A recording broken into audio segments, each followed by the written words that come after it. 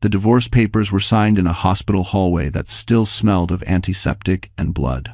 Marilyn Lynn Parker lay unconscious behind double doors, her body stitched together after an emergency C-section that saved 3 premature babies. Machines hummed.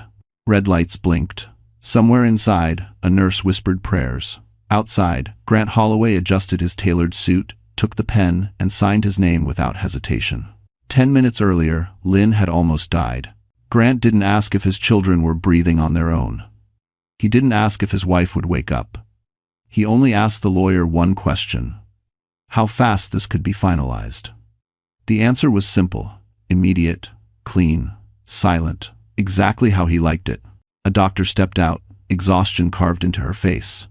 "Your wife is critical," she said. "She needs—" "I'm no longer her husband," Grant interrupted, sliding the folder closed. His voice was calm, almost bored. "Update her family." "And, by name?" "There is no family," the doctor replied. Grant paused for half a second, then nodded as if that solved everything. He turned and walked away, leather shoes echoing down the corridor, past framed photos of smiling newborns and hopeful parents. Behind him, 3 infants fought for air in clear plastic incubators. By morning, Lynn would wake up divorced, uninsured, and legally powerless over her own children. Grant, meanwhile, rode down to the underground garage, where his black Mercedes waited with the engine running. He checked his phone. A message from Brielle Knox lit the screen. "Is it done?" He typed back one word. "Yes." As the car pulled into Manhattan traffic, Grant allowed himself a smile. The timing was perfect. No messy custody battles. No fragile wife slowing him down. In 6 weeks, his company would enter its most important funding round. Investors wanted strength, not sentiment. A man who cut ties cleanly. Up in the ICU, a nurse gently placed Lynn's trembling hand against the glass of the incubator. The babies were alive, but barely. Lynn's lips moved as if trying to apologize to them for something she didn't yet understand. What no one in that hallway knew, not the doctors, not the lawyers, not even Grant himself, was that the moment he signed those papers, he triggered a chain of consequences that would dismantle everything he believed he owned. And the woman he had just erased was about to become the most dangerous mistake of his life. Marilyn Lynn Parker woke to the sound of alarms she didn't recognize, and a weight in her body that felt wrong, like something had been taken and not returned.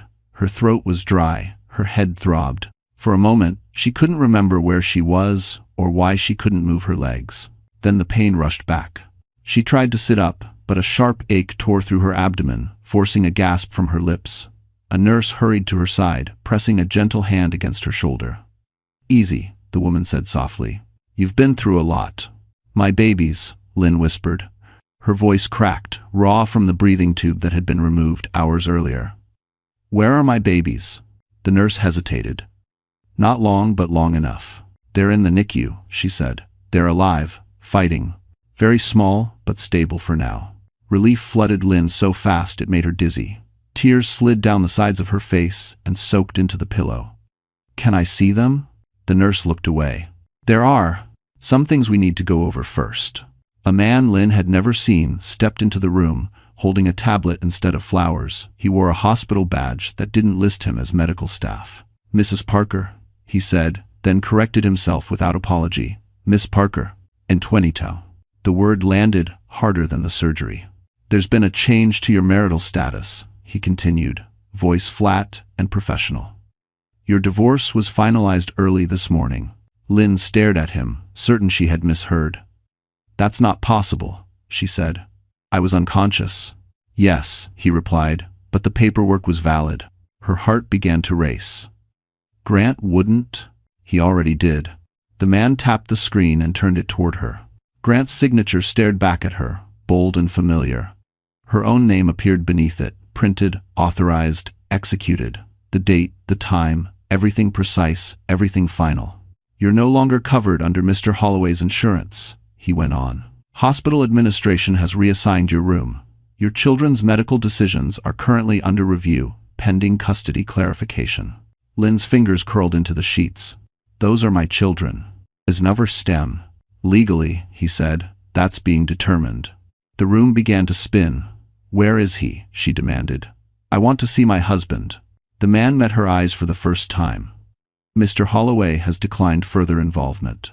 After he left, the nurse returned with a wheelchair instead of comfort. Lynn was transferred to a smaller room on a different floor.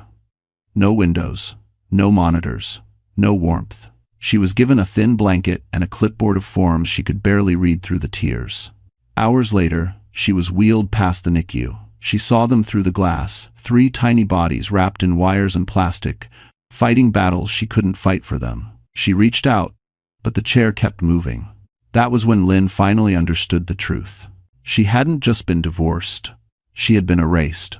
And as she lay alone that night, clutching the hospital bracelet Grant had paid to remove, a knock sounded softly at her door, one that would change everything she believed about how alone she truly was. Grant Holloway stood in front of the mirror in his Park Avenue penthouse, adjusting the cuffs of his custom shirt as sunlight poured through floor-to-ceiling windows. Manhattan stretched below him, sharp and obedient, exactly how he liked it. Everything was quiet, controlled, clean, just the way he planned. His phone buzzed on the marble counter. A calendar alert. Investor breakfast, 9 a.m. He took a sip of black coffee, scrolling through overnight messages, congratulatory notes, a few cautious inquiries, no resistance, no backlash. The divorce had gone through exactly as his lawyer promised. Efficient. He hadn't slept much, but it didn't matter. He felt lighter than he had in months. No more hospital visits. No more emotional landmines. No more explanations. Lynn had become a liability the moment the pregnancy turned complicated. 3 premature babies were not a blessing in his world. They were a risk, and risk was something Grant Holloway eliminated early. He grabbed his phone and dialed a number he had memorized long before the ink on the divorce papers dried. "It's done," he said when Brielle answered. She laughed softly on the other end, the sound bright and relieved. "I told you it would work out. You just needed to be decisive." "Enfer." Grant smiled. "I always am." Brielle was already waiting for him at the plaza later that night, coordinating a small, strategic appearance. Nothing public yet, just enough to plant the idea, a fresh start, a new image, a woman who fit beside him instead of slowing behind. As he stepped into the elevator, Grant allowed himself a moment of satisfaction. The narrative was his to control now. He was the CEO who made hard choices, the man who didn't let personal weakness interfere with professional growth. No one would ask where Lynn went. By mid-morning, he sat at the head of a glass conference table overlooking Wall Street, fingers wrapped around a Montblanc pen as he spoke to potential investors. He talked numbers, growth, expansion, confidence radiated from him. "This company is entering its strongest phase," Grant said smoothly. "No distractions, no instability." The men across from him nodded, impressed. Then his assistant slipped into the room and leaned close. "Sir," she whispered, "there's an issue with one of the funding channels." Grant frowned. "Which one?" "The Parker Hale Trust." The name barely registered. "We don't work with them." "Not directly," she said carefully, "but their capital influences 2 of our secondary partners. They've paused pending review." Grant leaned back, masking irritation. "That's temporary." "Yes," she replied, "but they've requested updated disclosures on personal risk exposure." Grant's jaw tightened. "I'll handle it." The meeting resumed, but something had shifted. For the first time that day, Grant felt a faint edge of unease. He pushed it away. He had lawyers, advisors, influence. This was nothing. Outside, his phone buzzed again. Unknown number. He ignored it. Up in a quiet hospital room across the city, Marilyn Lynn Parker stared at the ceiling, unaware that her name had just surfaced in rooms Grant believed she would never enter. And as Grant stood to shake hands with investors, convinced he had cut the past cleanly away, the message he ignored waited patiently on his screen. Because the system he trusted was already moving against him, and the woman he discarded had become the silent variable he could no longer control. The transfer happened without ceremony. Marilyn Lynn Parker woke from a shallow sleep to the sound of wheels rolling and voices she didn't recognize. Her chart was lifted from the foot of her bed. The ivy pole rattled as it was disconnected and reattached. No one explained anything until she asked, her voice thin and unsteady. "Where are you taking me?" A nurse avoided her eyes. "Administration orders. Thanks for watching." They moved her from the private recovery wing Grant had insisted on months earlier to a general postpartum floor on the other side of the hospital. The lighting was harsher, the walls were bare. The room smelled faintly of bleach instead of lavender sanitizer. Her new bed squeaked when she shifted, and the blanket was so thin she could feel the chill through it. Lynn stared at the ceiling, trying to understand how things had changed so fast. An hour later, a billing coordinator appeared with a practiced smile and a clipboard full of numbers. "We just need to review your coverage," she said brightly. Lynn swallowed. "My husband." The woman's fingers paused for a fraction of a second. "Your former husband terminated authorization this morning." The words settled slowly, like dust after a collapse. "So what does that mean?" Lynn asked. "It means," the coordinator replied, lowering her voice, "that extended NICU care for your children will require alternative arrangements." Lynn's heart slammed against her ribs. "They're premature. They need machines." "Yes," the woman said gently, "which is why we need confirmation of payment responsibility." Payment, responsibility. Words that felt obscene when spoken about 3 infants fighting to breathe. That afternoon, Lynn was wheeled past the NICU again, this time intentionally. She begged the orderly to stop. Just for a moment. He hesitated, then slowed. She pressed her palm against the glass. 3 incubators. 3 lives. One of them twitched weakly, a tiny hand curling around nothing. "I'm here," Lynn whispered, though they couldn't hear her. "I'm not leaving." Behind her, a voice cleared. "Miss Parker," a hospital administrator said, tone clipped. "We need to discuss discharge planning." "Discharge?" Lynn turned, panic rising. "I can't be discharged. I can barely walk." "Medically," the woman replied, "you are stable enough to recover at home." "I don't have a home," Lynn said. The administrator nodded once, as if that had already been noted. "You'll need to arrange temporary accommodation." The cruelty wasn't loud. It didn't shout or threaten. It moved through paperwork and policy, signatures and silence. By evening, Lynn's meals were downgraded. Her pain medication was reduced. Visiting privileges were restricted due to capacity. In a residency, she lay alone, listening to the distant cries of other newborns, wondering if her children cried the same way. Across the city, Grant Holloway signed off on the final insurance cancellation with the same efficiency he applied to quarterly reports. It wasn't personal, he told himself. It was necessary. Hospitals found solutions. People adjusted. Back in her room, Lynn stared at her phone, scrolling through unanswered messages she had sent Grant hours earlier. None delivered, all blocked. Her hands trembled as she typed one final message she knew would never be read. "They need me. Please." She didn't send it. Instead, she curled onto her side, protecting a body that had already given everything it had, and let the truth settle fully for the first time. Grant hadn't just left. He was actively making sure she couldn't survive without him. And as the lights dimmed and Lynn closed her eyes, unaware eyes were already watching this injustice closely.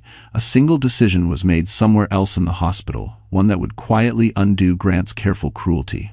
The decision was made in a quiet office at the end of the ICU corridor, far from the administrators and their clipboards. Dr. Naomi Reed stood with her arms crossed, staring at the medical chart glowing on her computer screen. 3 patient IDs. 3 premature infants. All born under extreme conditions. All requiring advanced respiratory support. All suddenly flagged for financial review. She had seen this before. Not often, but enough to recognize it when it happened. Power stepping in where compassion should have been. Naomi removed her glasses and rubbed the bridge of her nose. She had been a neonatologist for over 20 years. She had watched babies survive impossible odds and watched others slip away because someone higher up decided their lives were too expensive. The system never called it cruelty. It called it policy. A junior nurse knocked lightly on the open door. "Dr. Reed, administration wants confirmation on the Parker triplets." Naomi looked up. "Confirmation of what?" "That we're prepared to downgrade intervention if coverage lapses," the nurse said quietly, shame flickering across her face. Naomi's jaw tightened. "Absolutely not." She stood and walked briskly toward the NICU, heels echoing with purpose. The room was dim, filled with the steady rhythm of machines doing the work. Lungs were too small to manage alone. She stopped at the first incubator, watching the baby's chest rise and fall with mechanical assistance. "They're stable," Naomi said aloud, more to herself than anyone else. Fragile, but stable. She pulled up the mother's file. Marilyn Parker, 31. Emergency C-section. Severe blood loss. No next of kin listed. Divorced hours after surgery. Naomi's eyes narrowed. She walked back to her office and opened a secure file folder she hadn't touched in years. Inside were copies of incident reports, sworn statements, and legal guidance she had saved after a similar case nearly destroyed a young mother's life a decade earlier. She picked up her phone and dialed a number from memory. Ethan Cole. A man answered after 2 rings. "It's Naomi Reed," she said. "I need legal counsel, not for the hospital, for a patient." There was a pause. "That's a rare call," Ethan replied. "What's happening?" Naomi explained everything. The divorce, the insurance termination, the attempt to pressure medical decisions based on money. When she finished, the line was silent for a long moment. "Do you know who Marilyn Parker is?" Ethan finally asked. "No," Naomi said honestly. "Just that she's being crushed." Ethan exhaled slowly. "Then listen carefully. Do not let them move those babies. Document everything, every conversation, every request, every signature." Naomi's pulse quickened. "Why?" "Because," he said, voice grave, "this isn't just a custody dispute. This name is connected to a trust that hasn't surfaced in over a decade." Naomi closed her eyes briefly. She had trusted her instinct, and it hadn't failed her.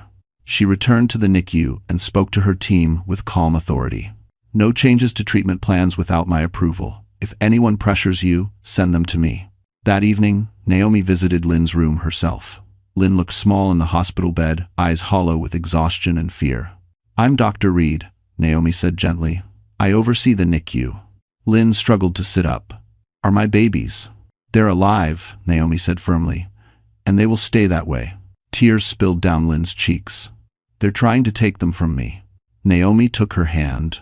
Not without a fight.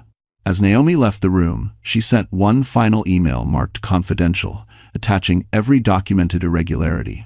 Somewhere across the city, a legal mechanism long dormant began to stir. And for the first time since Grant Holloway signed those papers, the balance quietly shifted. The knock came just after midnight, soft but deliberate, the kind that didn't belong to a nurse making rounds. Marilyn Lynn Parker stirred from a restless half-sleep, her body aching in places she hadn't known could hurt.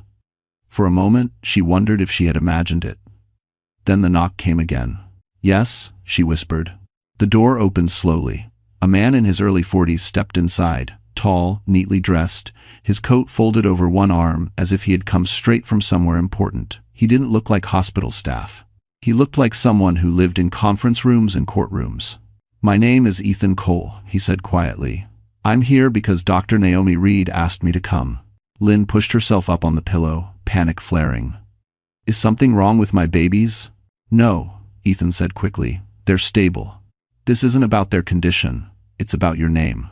She frowned. "You already know my name." "Yes," he replied, pulling a chair closer to the bed. "But I don't think you know what it means."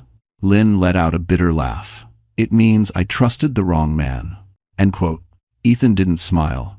"It means Parker." The word hung in the air, unfamiliar and heavy. "My mother's maiden name," Lynn said slowly. "Why?" Ethan opened his briefcase and removed a single sealed envelope, thick and yellowed with age. "Because your grandmother, Eleanor Parker Hale, built one of the most private investment trusts on the East Coast, and you are listed as her sole surviving beneficiary." Lynn stared at him. Certain exhaustion had finally pushed her into hallucination. "That's not possible," she said. "My grandmother died years ago. If there was money, someone would have told me." "They tried," Ethan said gently, "but the trust was locked in litigation. Family disputes, challenges. It's been frozen for 12 years. Lynn's chest tightened. "So why now?" "Because of a clause," Ethan replied. "One that activates only after the birth of legitimate heirs. Multiple heirs, to be exact." Her breath caught. "My children?" "Yes." The room felt suddenly too small. "So, what does that mean?" Lynn asked. "That I have access to it now?" Ethan shook his head. "Not immediately. There's a mandatory review period, 90 days. Until then, the assets remain inaccessible." Hope flared, then dimmed. "So it doesn't help me," she said softly. "Not now." It helps you more than you realize, Ethan said, because from the moment that clause was triggered, you became legally protected. He leaned forward. Your ex-husband's actions, cutting insurance, interfering with medical care, are now documented as attempts to leverage financial harm against a protected beneficiary. Lynn's hands trembled. Grant didn't know any of this. No, Ethan said, and that may be his biggest mistake. Tears slid down Lynn's cheeks, this time not from despair, but from something sharp and unfamiliar. Validation. Proof that she hadn't been wrong to feel erased. So, what happens now? She asked. Ethan closed the briefcase. Now, we wait. And we make sure you and your children survive long enough to collect what was always meant to be yours. He stood, pausing at the door. One more thing. From this moment on, everything Grant does will be watched. After he left, Lynn lay back against the pillow, staring at the ceiling, her mind racing. For the first time since she woke up alone, she didn't feel invisible. Because somewhere beyond the hospital walls, a dormant empire had just recognized its rightful heir, and it was only a matter of time before the man who cast her aside realized who he had truly divorced. The 90-day review period sounded reasonable on paper. In real life, it felt like a sentence. Marilyn Lynn Parker was discharged 2 days later with a prescription she couldn't afford to refill and instructions that assumed she had a home, support, and rest waiting for her. None of that existed. She left the hospital in a borrowed coat, her hospital bag lighter than when she had arrived months earlier. No babies in her arms, just paperwork and pain.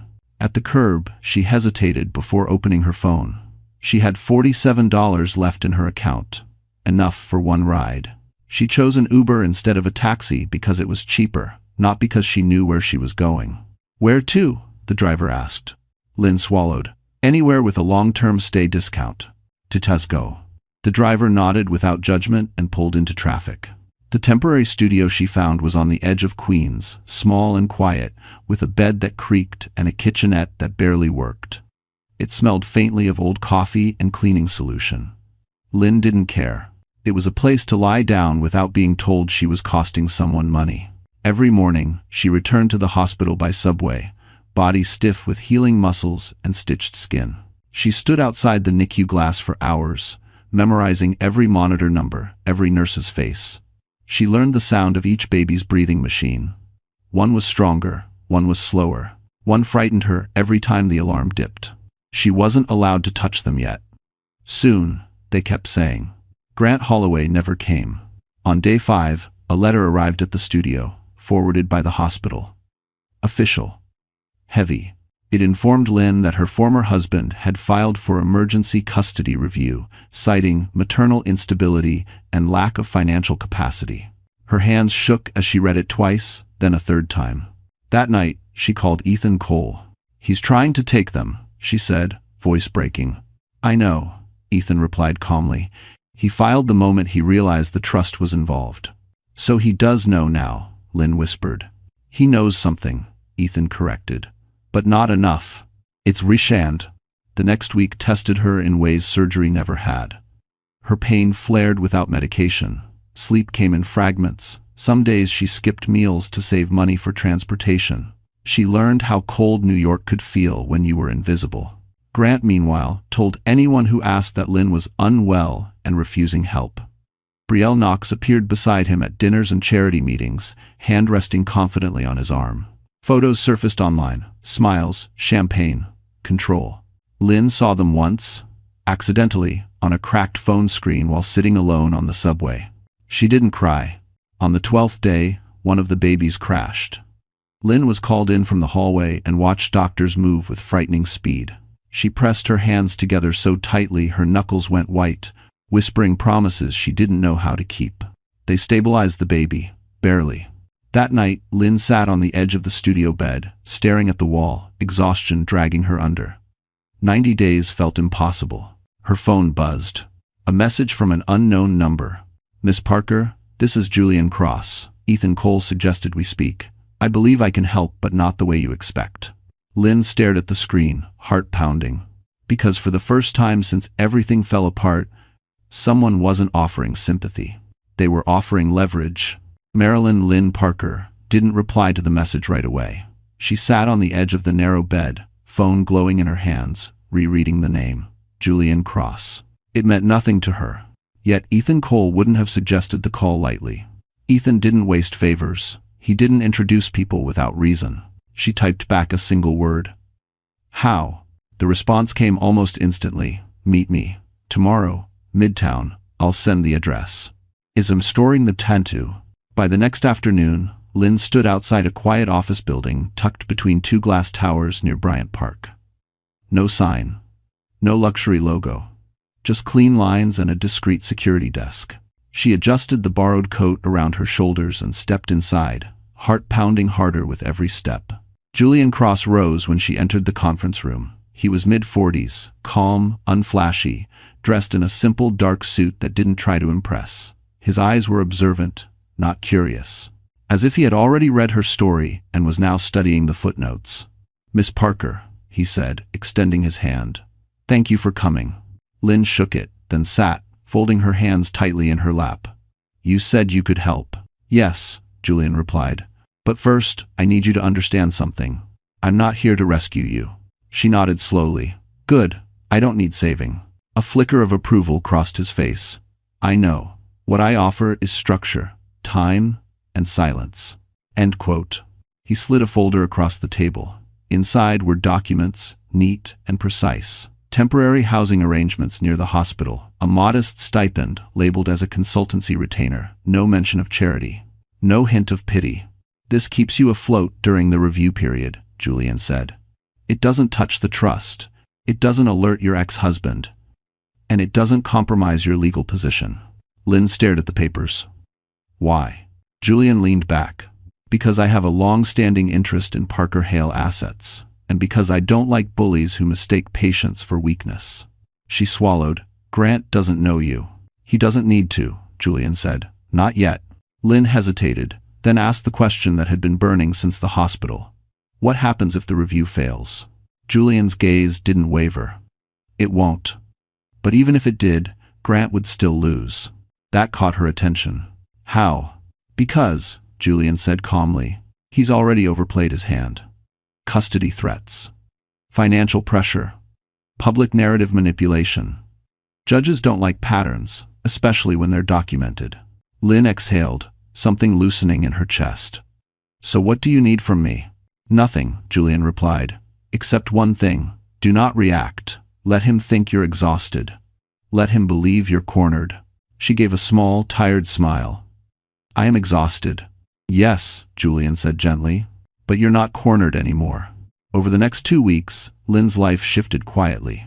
She moved into a small furnished apartment 10 minutes from the hospital. She ate full meals again. She was finally allowed to touch her babies, skin to skin, whispering promises against their fragile warmth. Grant filed motions. He leaked concerns. He waited for her to break. She didn't. Late one night, as Lynn sat beside the NICU, one baby's tiny fingers curled around hers for the first time. She felt it then, not hope exactly, but certainty. The ground was no longer moving beneath her. And somewhere across the city, Grant Holloway mistook her silence for surrender, never realizing that the most dangerous phase of the game had just begun. Grant Holloway noticed the silence during the 3rd week. It wasn't dramatic.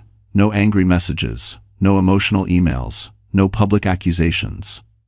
Marilyn Lynn Parker had vanished from his radar so completely that it unsettled him.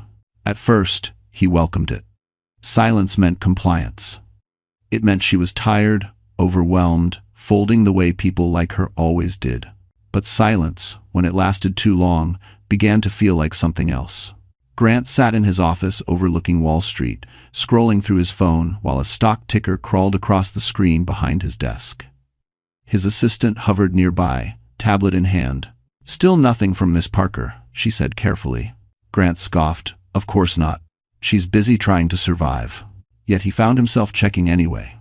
Hospital updates, court filings, nothing new. Just the same slow process, the same waiting period, 90 days. An eternity for someone used to immediate results. At a private dinner that night, Brielle Knox leaned close, her manicured hand resting on his arm. "You've been distracted lately," she murmured. "Is this about her?" Grant stiffened. "She's irrelevant." Brielle smiled, unconvinced. Then why is her name still coming up in funding discussions? That caught him. What do you mean?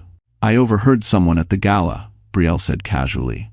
They mentioned Parker Hale again, quietly, like it was a sleeping giant. Grant's jaw tightened. It's nothing. But when he returned home, he poured himself a drink he didn't need and stared out at the city lights, unease crawling under his skin. He made a call to his legal team the next morning. I want an update on Parker, he said. Everything. The report came back thin, too thin. No breakdowns, no emergency motions, no financial desperation filings, nothing that matched the picture he'd painted of her collapse. Meanwhile, Lynn's days followed a steady rhythm Grant never imagined. She spent mornings in the NICU, afternoons resting, evenings reading court documents Ethan sent her on a borrowed tablet, not reacting. Not explaining, learning. Julian Cross checked in only when necessary. Short calls, precise updates. Let him talk, he told her once. Every word he says without you responding becomes evidence. And Grant did talk. He filed a revised custody motion, more aggressive this time, citing emotional unavailability and unstable living arrangements. He leaked concerns to a friendly journalist, careful not to name her directly. He wanted pressure, he wanted movement. What he got was nothing. No rebuttal. No interview. No breakdown. At the end of week 4, one of his secondary investors delayed a meeting, then another. Then a third requested clarification on personal litigation exposure. Grant snapped at his assistant, blamed timing, blamed the market. But late one evening, alone in his office, he pulled up a private memo he wasn't meant to see yet. It referenced a pending capital shift tied to legacy trust activation. His fingers froze over the keyboard. Parker Hale. Across the city, Lynn held her smallest baby against her chest, feeling the fragile rise and fall of life she had nearly lost. For the first time, she didn't feel afraid of the waiting, because she understood something Grant didn't. Silence wasn't weakness. Silence was control. And as Grant Holloway finally began to sense the ground shifting beneath him, he made the fatal mistake of pushing harder, never realizing that every move he made was now tightening the trap around his own future. Grant Holloway decided it was time to be seen. Silence had lingered too long, and in Grant's world, visibility was power. If investors were hesitating, if whispers were circling, then the solution was simple. Appear unbothered. Appear victorious. Control the narrative before it controlled him. The charity gala at the Plaza Hotel was perfect. Crystal chandeliers, black-tie dress code. Manhattan's financial elite gathered beneath gold-trimmed ceilings, sipping champagne and pretending not to watch one another too closely. Grant arrived exactly on time. Brielle knocks at his side, her hand resting possessively on his arm as cameras flashed. She wore a sleek ivory gown, expensive and deliberate. He wore confidence like a tailored jacket. Smile, Brielle murmured. They're watching. Grant smiled. He shook hands, laughed easily, spoke about growth and innovation. He spoke about stability, about focus, about a future unburdened by distractions. When asked about his personal life, he offered a rehearsed answer. Sometimes, he said lightly, you make hard decisions to protect what you're building. The line landed exactly as intended. Nods, understanding, approval. Across the room, investors whispered, not about Lynn but about Grant's composure, his strength, his decisiveness. The man looked untouchable. Grant felt the rush settle into his bones. This was his element. This was where he won. Brielle leaned closer as they paused near the balcony overlooking Fifth Avenue. You see, she whispered, they're on your side. Grant nodded, scanning the room. Then his gaze snagged on something unexpected. Ethan Cole stood near the bar. Grant stiffened for just a moment before smoothing his expression. Ethan wasn't someone you ignored, but he also wasn't someone you challenged publicly. The man didn't belong to any one firm. He belonged to outcomes. Their eyes met briefly. Ethan gave a polite nod. Nothing more. Grant exhaled, telling himself it meant nothing. He was mid-conversation with a hedge fund partner when his phone vibrated in his pocket. He ignored it. Then it vibrated again. And again. Annoyed, Grant excused himself and stepped into a quieter corridor, checking the screen. A message from his CFO. We have a problem. Grant frowned and typed back quickly. Be specific. Thanks for watching. The reply came slower this time. One of our anchor investors has paused. They cited exposure concerns tied to a legacy trust review. Grant's stomach tightened. Which trust? 3 dots appeared. Disappeared. Then the answer. Parker Hale. The corridor suddenly felt too warm. Grant typed furiously. That's not finalized. It's inactive. So we thought, the CFO replied. But someone has influence. Enough to make people nervous. And please. Grant slipped the phone back into his pocket and forced his shoulders straight. He returned to the ballroom with a practiced smile, laughter bubbling up as if nothing had changed. But the music sounded sharper now. The room felt smaller. Across the city, Marilyn Lynn Parker sat beside 3 bassinets in the NICU, her fingers resting lightly against the glass. She didn't know about the gala. She didn't need to. Because while Grant Holloway was busy proving his strength to the world, the foundation beneath his image had begun to crack. And this time, no amount of confidence would hold it together. The headlines never came. And that, more than anything, unsettled Grant Holloway. In the days following the gala, his name still appeared in business columns, still attached to phrases like resilient leadership and strong public confidence. But something subtle had shifted beneath the surface. Invitations slowed. Calls were returned later than usual. Meetings that once locked in weeks ahead were suddenly under review. And Marilyn Lynn Parker remained invisible. Grant sat in his office early one morning, fingers drumming against the glass desk as his assistant stood frozen across from him. I can't get a location update, she said carefully. No recent hospital filings. No new motions. She hasn't responded to anything. Grant's lips tightened. She's hiding. Is Mencher. Or, the assistant said hesitantly, she doesn't need to respond. Grant shot her a sharp look. She lowered her eyes. Across Manhattan, speculation bloomed quietly. Not in tabloids, in boardrooms, in closed-door conversations between people who knew how power really moved. The Parker Hale Trust was being mentioned again, not loudly, but often enough to register. Who was controlling it? Why now?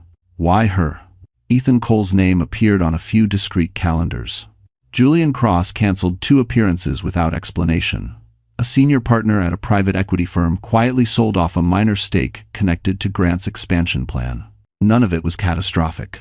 Yet, Grant tried to regain control, the only way he knew how, by escalating pressure. His legal team filed a request for a formal psychiatric evaluation of Lynn, citing postpartum trauma and emotional withdrawal. The language was polished, strategic, cruel in its restraint. He expected a reaction. He got silence. The court acknowledged receipt. Nothing more. That night, Grant poured himself a drink and stood alone in his penthouse, watching the city pulse below. Brielle was late. Again, he didn't care. His thoughts were fixed on one thing. She should be breaking by now. Meanwhile, Lynn's days unfolded quietly, deliberately. The babies were gaining weight, slowly, but enough to bring cautious smiles from nurses. She learned how to hold them without fear, how to read their breathing, how to sit still through hours of beeping machines. Julian Cross visited once, briefly.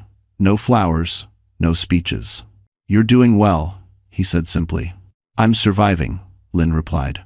That's enough for now. She didn't ask about Grant. She didn't need to. Ethan kept her informed with clipped updates. He's getting impatient, he told her over the phone. That's good. Why? Lynn asked. Because impatience leads to mistakes. One afternoon, as Lynn rocked her smallest child, a nurse mentioned something in passing. There was a call from a journalist earlier, she said, asking if you were still here. Lynn's hands stilled. What did you say? That we don't comment on patient status. Lynn nodded, heart steady.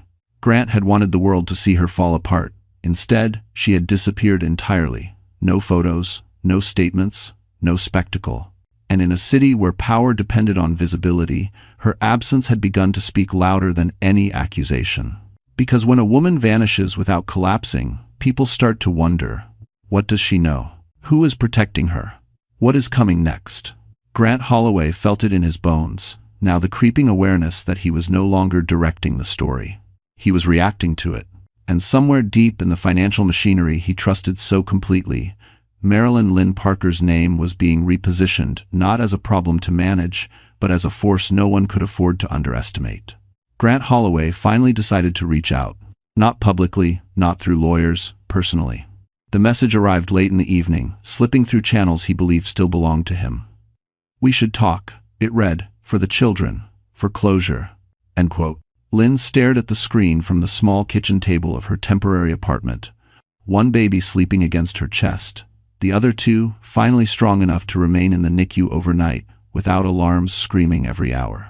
She didn't answer right away. She forwarded the message to Ethan Cole. The reply came minutes later. "Good, he's ready." 2. The meeting was set for 3 days later. In a neutral space, Grant chose himself a private conference room in a midtown office building he frequently used for negotiations. He wanted control. Familiar ground. Lynn agreed without conditions. When she arrived, Grant was already there, standing near the window, phone in hand. He turned as she entered, his expression carefully calibrated. Concern. Regret. Authority softened just enough to appear human. "Lynn," he said quietly, "you look tired." "I'm stirred." She didn't respond to the comment. She sat across from him, hands folded, posture composed but subdued, exactly as Julian had advised. Grant exhaled, as if the sight of her had confirmed something he'd already decided. "This doesn't have to be a war," he began. "We can fix this before it damages the kids." "The kids are in the hospital," Lynn said calmly. "They don't know there's a war." Grant nodded, as if conceding a point. "That's why we need stability. Courts don't like uncertainty. Neither do investors." There it was, the truth slipping through the cracks. "I've spoken to my attorneys," he continued. "If you agree to a cooperative arrangement, shared custody, controlled support, mutual non-disclosure, we can resolve everything quickly." He slid a folder across the table. Inside was a settlement proposal. Generous by appearances, monthly support, a housing allowance, legal fees covered. In exchange, Lynn would waive claims to future assets, public statements, and any associated third-party interests. Grant watched her carefully as she read. Her hands didn't shake, her face didn't change. "This is more than I expected," she said softly. Grant relaxed, just a little. "I want to be fair." She looked up at him. "Why now?" "Because dragging this out helps no one," he replied smoothly, "and because I know you're struggling." The lie was clean, practiced. Lynn lowered her eyes. "I don't want to fight," she said. "I'm so tired." Grant reached across the table, placing his hand near hers, without touching. "Then don't. Sign this. Let me handle the rest." A pause stretched between them. Then Lynn nodded. "I'll sign," she said. Grant masked his relief quickly, but it was there. He pushed a pen toward her, Mont Blanc, heavy and expensive. What he didn't notice was the second document beneath the settlement, nearly identical in appearance, quietly included in the stack. An addendum, perfectly legal, triggered only if activated by a protected trust review. Ethan Cole had drafted it himself. Lynn signed where Grant indicated. Once, twice, initialed the margins. Grant signed last, barely glancing at the pages. He was already winning in his mind. When it was done, he stood and extended his hand. "This is the best outcome," he said. Lynn shook his hand. "Thank you," she replied. As she walked out, Grant smiled to himself, certain he had finally closed the chapter. He didn't know that by signing that agreement, he had unknowingly acknowledged the trust he was trying to outrun and surrendered the leverage he didn't realize was keeping him afloat. Because the paper he'd just signed wasn't a peace offering. It was consent. And the trap was now fully set. The first call came at 6:42 a.m. Grant Holloway was halfway through his morning workout, the Manhattan skyline still washed in pale gray light, when his phone buzzed against the marble counter. He frowned at the caller ID, his CFO. Calling before markets opened was never a good sign. "What is it?" Grant asked, already irritated. "We've got a problem," the CFO said, voice tight. 3 partners froze capital movement overnight. Grant grabbed a towel. "Temporary?" "No, indefinite." They cited clause alignment issues. Grant's jaw clenched. "Which clauses?" There was a pause on the line. "Too long. Those tied to the amended agreement you signed last week," the CFO said carefully. "The one referencing protected beneficiary exposure." Grant felt a flicker of annoyance. That was boilerplate. "That's what we thought," the CFO replied, "but legal disagrees." Grant ended the call without responding. By 9 o'clock, his inbox was full. Requests for clarification, postponed meetings, a calendar once packed with certainty, now riddled with yellow alerts and tentative reschedules. Grant sat at his desk, Montblanc pen spinning between his fingers, forcing calm. He had signed hundreds of documents over the years. He didn't make mistakes like this. His assistant knocked and entered without waiting. "Legal wants to see you. Now." In the conference room, two attorneys sat with tablets open, expressions grim.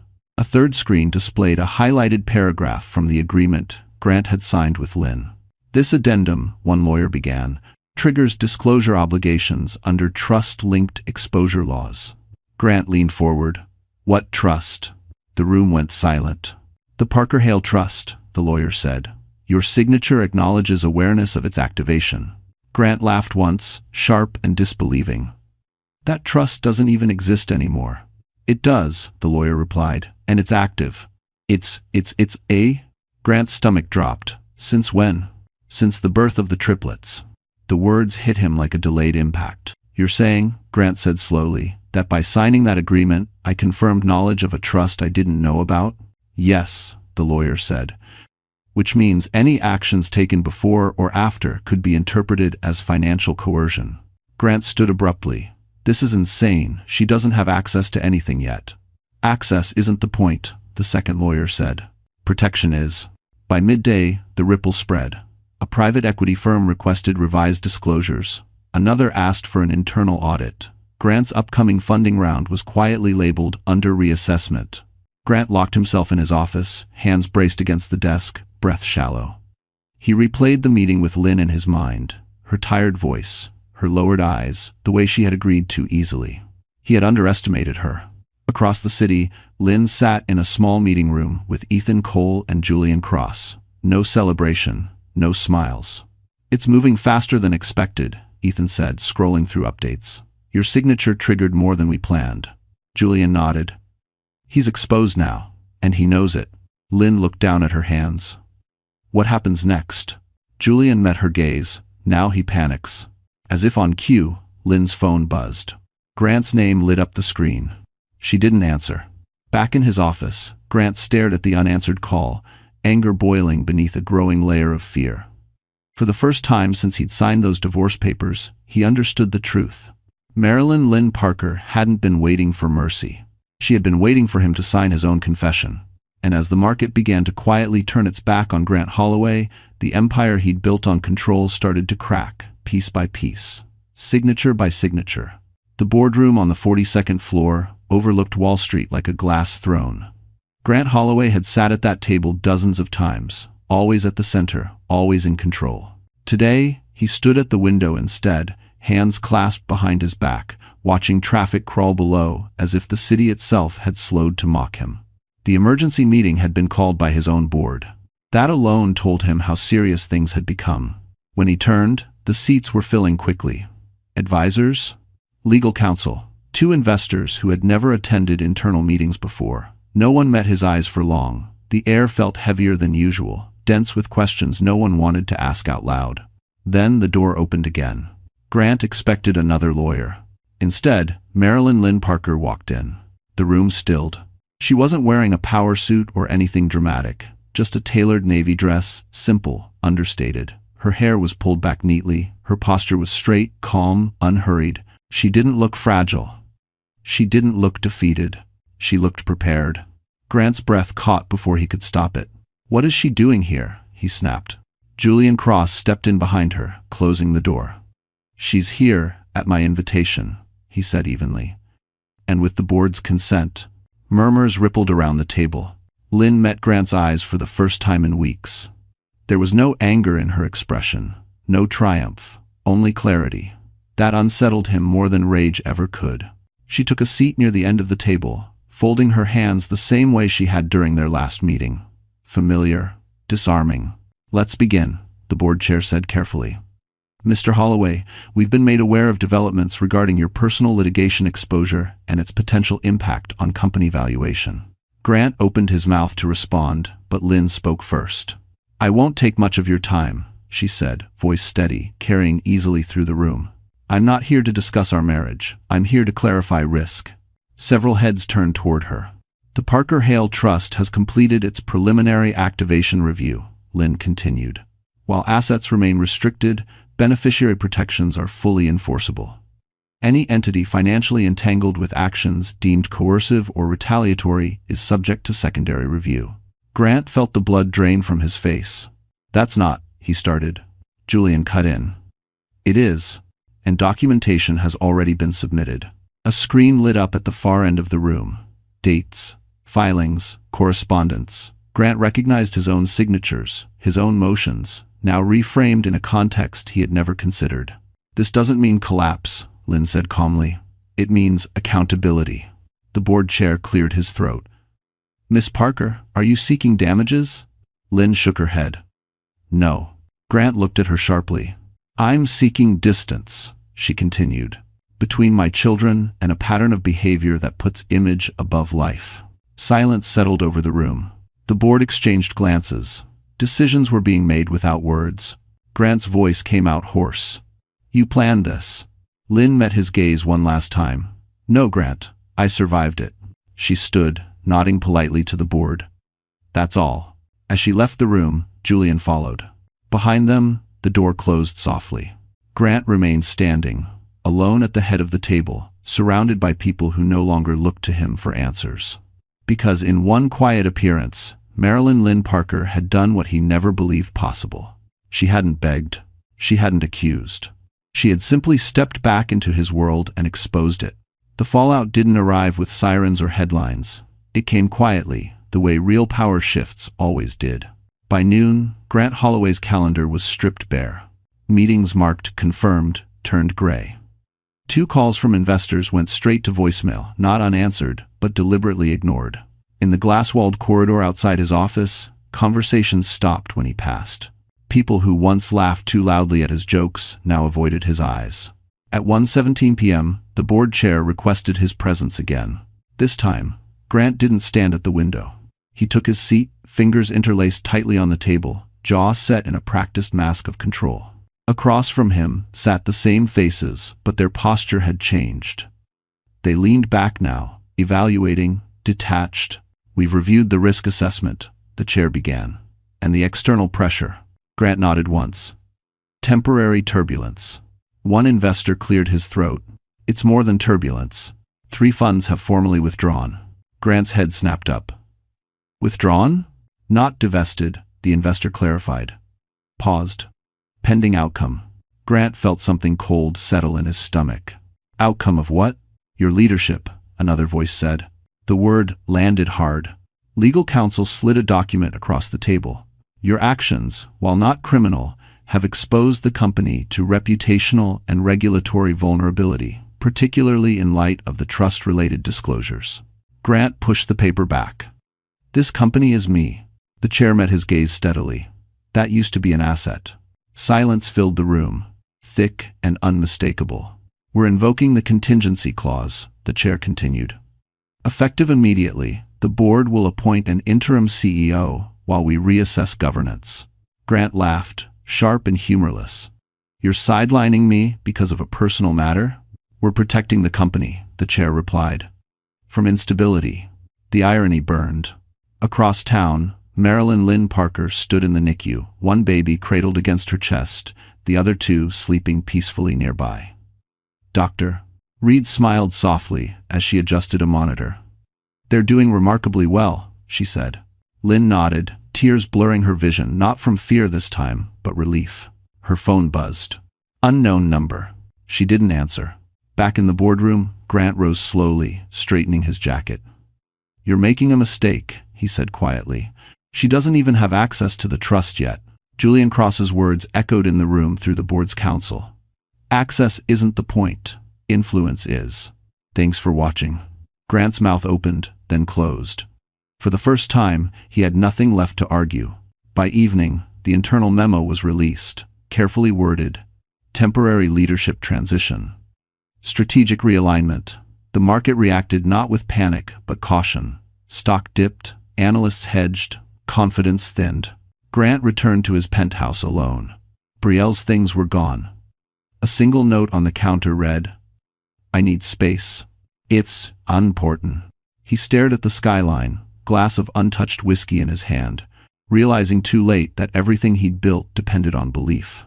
And belief was fragile, because as Grant Holloway finally felt the weight of consequences settle in, he still didn't understand the most devastating truth of all. This wasn't the end of his punishment. It was only the beginning. Brielle Knox realized the ground had shifted the moment her invitations stopped coming. At first, she told herself it was a slow week. Manhattan moved in cycles. Gala season ebbed and flowed. But by the third unanswered text and the second canceled lunch, denial became impossible. Her calendar, once packed with rooftop cocktails, charity previews, and discreet dinners, was suddenly empty. She sat alone at a corner table in a cafe near Soho, scrolling through her phone, watching stories from women she used to stand beside. Same rooms, same chandeliers, same smiles, except she wasn't there. Her name had cooled. And in her world, that was dangerous. 2 weeks earlier, being Grant Holloway's partner had made doors open. Now it made them hesitate. Whispers followed her through rooms she was barely allowed into anymore, not loud enough to confront, just sharp enough to wound. She picked the wrong side. She overplayed it. She thought she was permanent. Brielle clenched her jaw, refusing to look shaken. She still had Grant, didn't she? She went to his penthouse that night without calling first. Let herself in with the key he'd once pressed into her palm like a promise. The apartment was dark, quiet, too quiet. Grant stood by the window, jacket off, tie loosened, staring at the city as if it had personally betrayed him. "You should have told me," Brielle said, breaking the silence. Grant didn't turn. "Told you what?" "That things were falling apart," she snapped. "I'm being iced out everywhere." Grant finally looked at her, eyes sharp and tired. "This isn't about you. It became about me the second your mess touched my reputation." She shot back. He laughed softly. "Your reputation?" Brielle's face flushed. "I stood by you." "No," Grant said coldly. "You stood beside power, and now you're realizing it wasn't yours." The words sliced deeper than she expected. The next morning, Brielle's agency called her in. The meeting lasted 12 minutes. They cited conflict risk and image instability. Her contract wasn't terminated, but it wasn't renewed either. A polite way of being erased. By afternoon, her phone rang again. Another client distancing themselves. Another opportunity put on hold. Meanwhile, Marilyn Lynn Parker's name surfaced in conversations Brielle was no longer part of, not as gossip but as gravity. People spoke carefully now, respectfully, as if correcting a mistake too late. Brielle tried one last move. She reached out to a reporter she knew well, offering insight into Grant's divorce. A subtle nudge, a chance to redirect blame. The article never ran. Instead, a quiet warning came back through a mutual contact. "No one wants to touch that story. Not her, not now." That night, Brielle packed her things from Grant's penthouse. No confrontation, no tears. Just efficiency. She left the key on the counter, beside the same untouched whiskey glass Grant had been staring at for days. Across the city, Lynn sat in a softly lit apartment Julian had arranged, rocking one of her babies to sleep while the others rested nearby. She didn't know Brielle's name anymore. She didn't need to.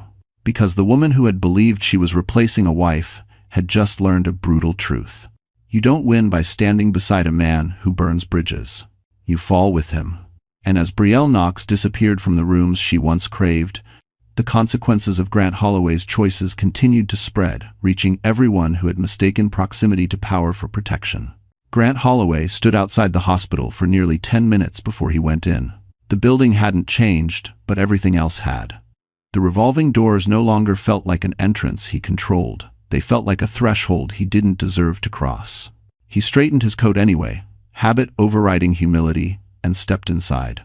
The receptionist looked up. "Can I help you?"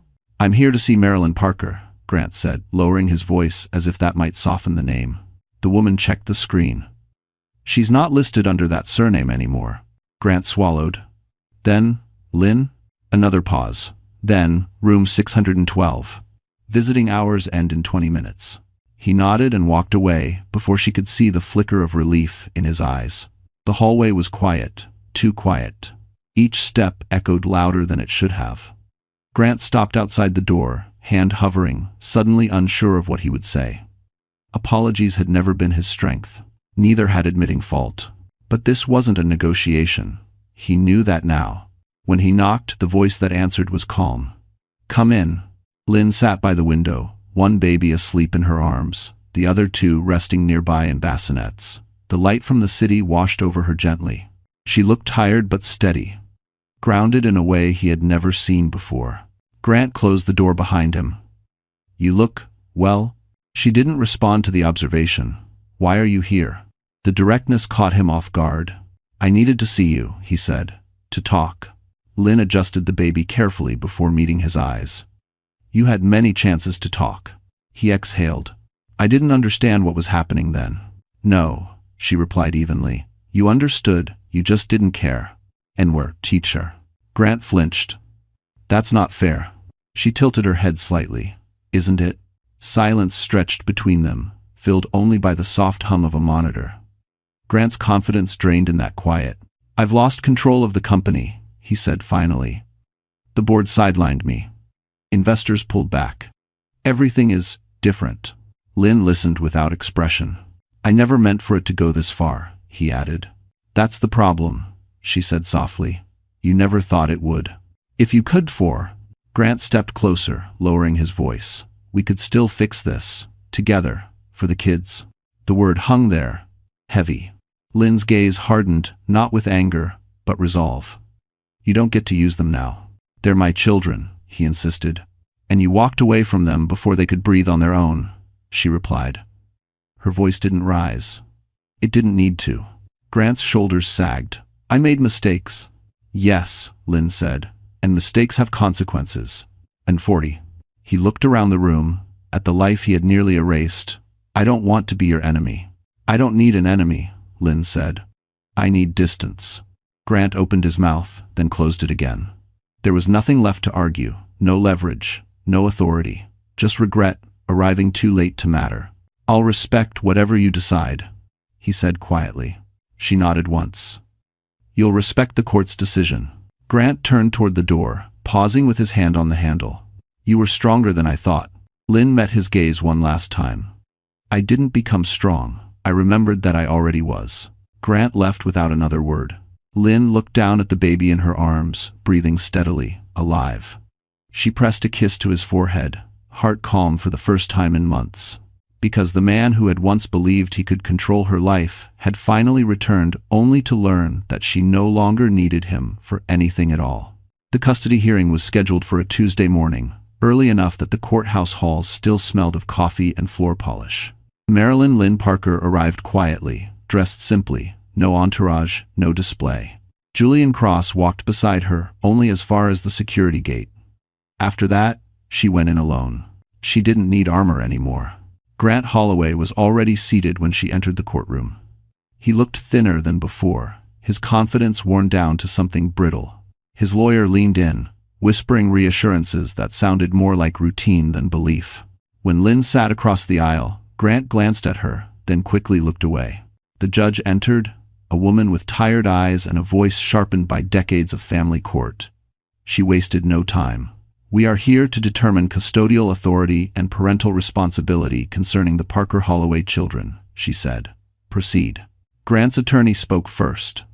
He argued stability, resources, familiar talking points, dressed up in legal language. He referenced Lynn's medical trauma, her temporary housing, her lack of independent income. He framed concern as responsibility. When it was Lynn's turn, she stood without hesitation. "I'm not here to argue who has more money," she said. "I'm here to show who showed up." Her lawyer submitted documentation. Hospital records, time-stamped visitation logs, statements from nurses and doctors. Dr. Naomi Reed's testimony followed, measured, precise, devastating. "These infants survived because their mother was present," Dr. Reed said. "Consistently, when insurance lapsed, when support vanished, when pressure was applied, she never left." Grant's attorney objected. The judge overruled. Then came the financial evidence. Not the trust, not the assets, just the actions. Insurance cancellations, emergency motions, the timing, the pattern. Grant shifted in his seat. The judge leaned forward. Mr. Holloway, she said, do you dispute that you terminated medical coverage within hours of your wife's surgery? Grant hesitated. I acted on legal advice.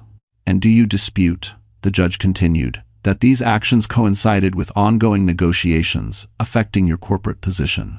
Silence. The ruling came swiftly. Primary physical and legal custody is awarded to the mother, the judge said. Supervised visitation only, pending completion of parental accountability counseling. Grant's shoulders slumped. Lynn didn't react. She simply exhaled. Outside the courtroom, Grant stopped her. This isn't fair, he said quietly. Lynn turned, meeting his eyes without anger. It's appropriate. You're cutting me out, he said. No, she replied. You stepped away. I just closed the door. She walked past him, sunlight spilling through the tall windows ahead. Julian waited at the steps, reading her expression before she spoke. It's done, Lynn said. He nodded. Good. That evening, Lynn returned to the apartment, where 3 cribs waited. She moved slowly from one to the next, touching each tiny hand, grounding herself in the reality she had fought for. Her phone buzzed once. A notification from Ethan. Custody order filed. Final. Lynn smiled softly. For the first time, nothing was hanging over her. No waiting, no fear, no leverage someone else could pull. Because the law had spoken, and it had chosen her. Grant Holloway lost the last thing he believed he could still control that day. Not his company, not his image, but the illusion that power could replace presence. The apartment felt different in the early morning light. Not bigger, not richer, just quieter in a way Lynn had never experienced before. The kind of quiet that didn't signal danger or abandonment, but peace. Sunlight slipped through the curtains and landed softly on 3 cribs lined up against the wall, each occupied by a sleeping miracle she still sometimes couldn't believe was real. Marilyn Lynn Parker stood barefoot on the hardwood floor, a mug of coffee warming her hands. Real coffee this time, not something rushed from a hospital vending machine. She watched her children breathe, slow and steady, and felt a calm settle deep in her chest. 90 days had passed. The Parker Hale Trust review concluded without ceremony. No announcement, no press, just a secure meeting room, a stack of documents, and Ethan Cole's steady voice confirming what had always been true. The trust is now fully accessible, he told her. You have complete authority. Lynn had nodded, absorbing the words without celebration. Money had stopped feeling abstract the moment she lost everything. What mattered now was what it could protect. She didn't buy a mansion. She didn't change her name. She did something quieter. She paid off the medical bills in full. Every nurse, every doctor, every night that had kept her children alive.